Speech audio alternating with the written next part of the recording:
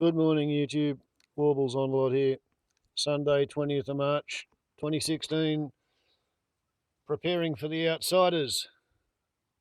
First Moondog will be a separate broadcast. Time now for Outsiders. I'm Barry Cassidy, and you're not. And they are James Carl, researcher at Melbourne School of Government, the University of Melbourne, Miriam Robin, media reporter for Crikey, and Adam Crichton, economics correspondent with The Australian. Thank you all. I want to take you back. I want to take you way back to the dark hours of, well, a very early morning in the process of last week, and the rarefied, lofty conversation of the Australian upper house. I'm actually witnessing in my mind, and I've sat here patiently, Mr Deputy President, I'm witnessing a political colonoscopy, because I've actually had one, and I was wide awake. Do I really get this? Oh, Adam.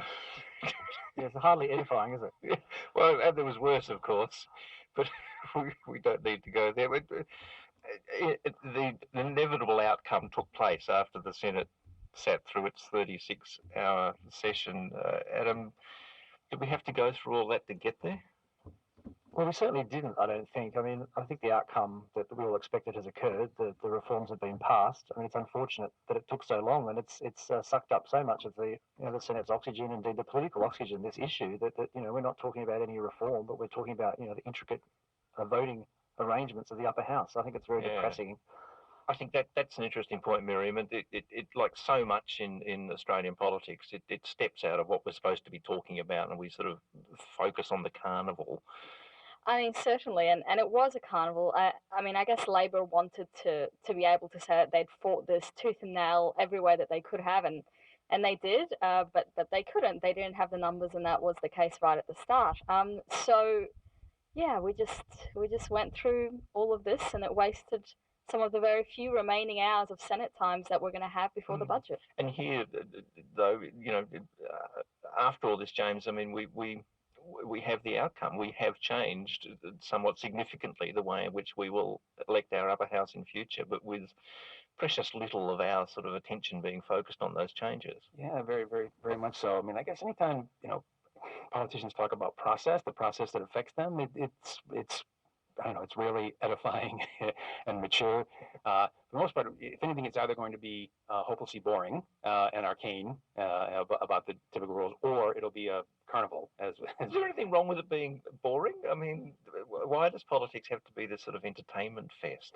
Yeah, I think well, in this case, I'm suspecting that it's possible about Labor indicating some division space between themselves and the Greens, and that if you look at some of the things Bill Shorten's been saying, he's talking about taking off some of the rough edges of the neoliberal agenda and philosophy that we have, that free and open markets solve everything. So in a sense, he's kind of moved the politics of the Labor a little toward the Greens, and he probably would say, hey, I don't want to be too associated with them. I'd like to maybe make a little room between them. That's a little bit of speculation on my part, but I suspect that might be. And the Greens, Miriam, led by the legendary Black Wiggle.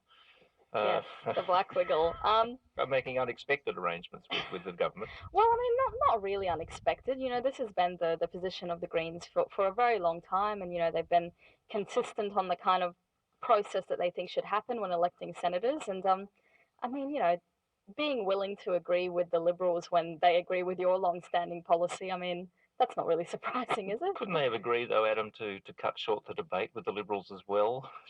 Yes, well, certainly that did surprise me. I don't really know why they didn't do that. I mean, I confess I wasn't following it closely enough to know, but I mean, I'm sure it had something to do with making life awkward for Labor or something like that. Now, this was one thing going on in the federal parliament this week, and then that in the upper house. In the lower house, we had some, very interesting conversation, and it went to ultimately divisions within the government on issues of fairly fundamental ideology. Here's George Christensen, MP for Dawson from northern Queensland, talking on the Safe Schools program. It's trying to put queer gender theory into schools, and I think that needs to stay in universities. If you want an anti-bullying program, have an anti-bullying program. but don't bring queer gender theory into schools. That's for unis, and it's for the esoteric part of the university too, not mainstream schools. Now, the conversation rattled on. There were petitions. Ultimately, from the Education Minister, there was resolution. We will be requiring the lesson areas in which Professor Loudon found there was content that was not suitable for all children to have that content removed. That includes, in particular, some of the role-playing activities that there's been much public criticism about. Now, that's Simon Birmingham, Senator for South Australia, Minister of Education and Training.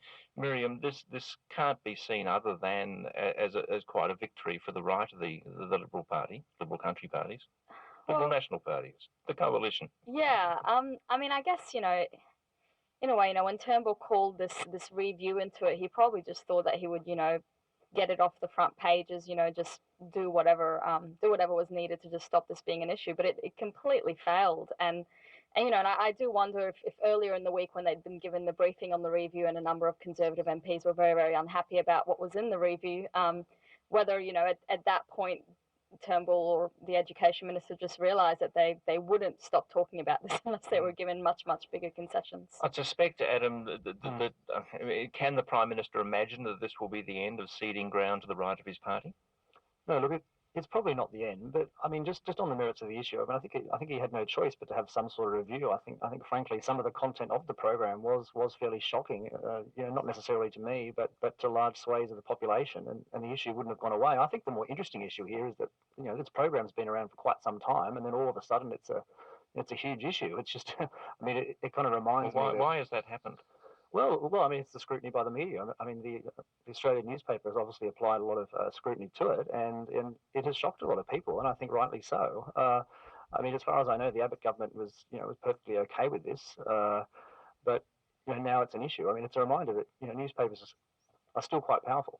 For my pipe in. We'll come to that discussion about media with Fairfax later as well. But Miriam, you in Crikey have done some totalling of the Australian newspapers' campaign on safe schools. Yeah, it wasn't me. It was another reporter. But I think this was about a week ago we did it, and I think it was 16,000 words, which is a quarterly essay or something like that on safe schools. So there's certainly been a whole lot, and we didn't count letters. We didn't count things that weren't words like cartoons and things like that. So a significant campaign. This, James, and there's a sort of a segue here to American politics in part as well. I mean, we see here the divisions that exist within conservative politics between that the sort of consensual centre and people on the right of far stronger ideological conviction. This is played out here in a way of forcing compromise. It's playing out in America, as we see in the rise of Donald Trump. How do conservative political entities bring this together? How do they knit this? Look, I don't think they can. I think in the long run, they know, well, I can't say they know.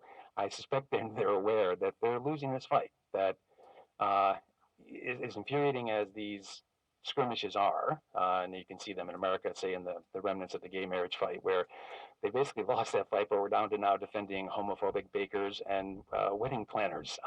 It's the last redoubt. I guess this is part of an advantage of getting older, is you get a sense of, you can take a longer view of these things.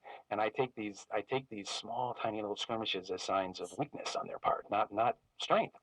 It's a battle, isn't it, Adam, for the soul, the heart of conservative politics. It's a pretty uneasy truce often within those parties.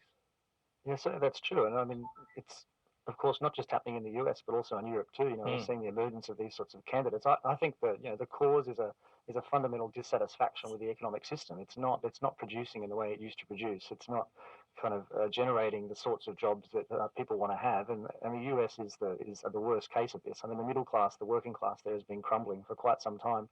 Real median incomes are lower now than they were 10 years ago in the US. I mean, that's quite a staggering statistic when you think about it. That's a statistic that affects the lives of many tens of millions of people. Whereas the incomes at the top, the financiers and so forth, they're always galloping ahead.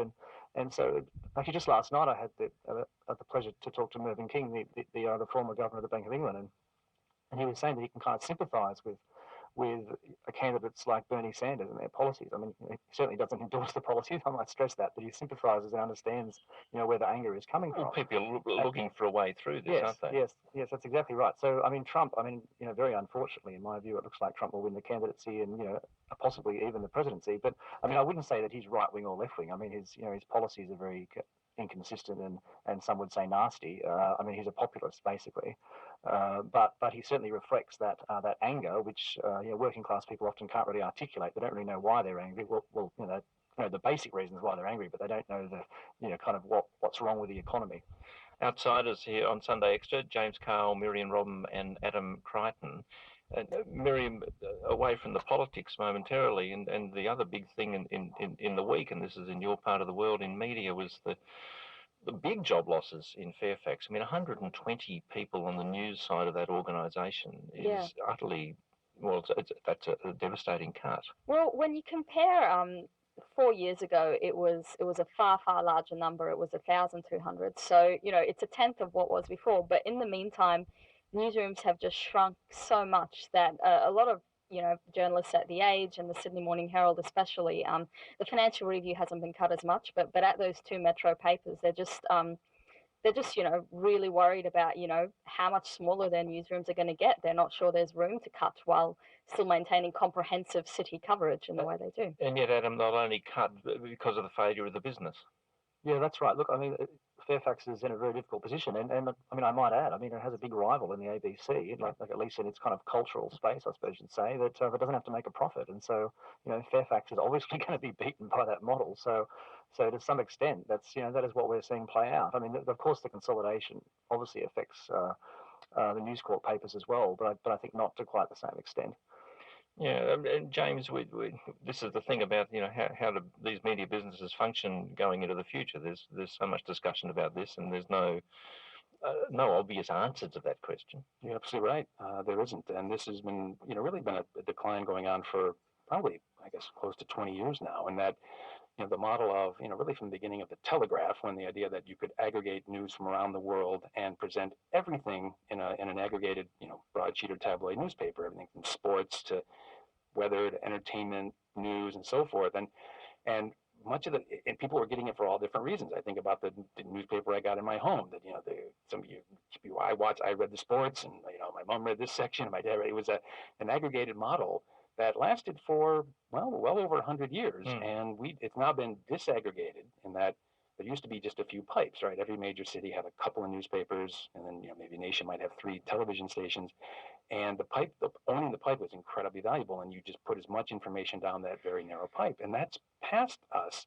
And I'm really concerned in my particular area of political journalism is expensive, it's time-consuming, it leads to dead ends often, you have to invest resources, and that has always been subsidized by the more popular forms of media that were aggregated together, and now there isn't that subsidy, and what's going to replace it? Well, more significantly, perhaps even, Miriam, is that serious journalism was always subsidised by selling of little ads. People talk about where is the business model for serious journalism. Has there ever been one? Well, it has been cross-subsidization, and if you want to, find, one reason why this is happening at Fairfax, it's probably the ad market. Print advertising and has been going down really, really rapidly, and they're even now Fairfax is cross-subsidizing across the business, so they're selling real estate advertising online and sort of using that to fund the newspapers to some extent. And it is a public company; it has to turn a profit, and if it still is turning a profit, but it's hard to tell shareholders they shouldn't have a bigger profit. But the shareholders loved it when they decided to sack journalists. It's a good outcome. And because it is a public company, I think it gets hard to justify that cross subsidy. If you can do the news part more cheaply, how would you tell your shareholders you're not doing that? Isn't it possible, Adam, that in a climate where it's almost impossible to find an effective business model for serious journalism, that a public broadcaster is kind of a useful thing to have in a public conversation? Yeah, look, I mean, I can certainly see it. You can argue both sides. I mean, I wouldn't abolish the ABC. I think it's far too large in parts. I mean, I think the parts of it that are done by the private sector should be scaled back, but certainly some parts aren't done by the private sector at all. I mean, it's a difficult conversation, but as for the public company model of Fairfax, I just don't think that model actually works very well, because as you just pointed out, shareholders only care about one thing, they return. whereas a media company is a somewhat a special institution. Here we go on the upload limit.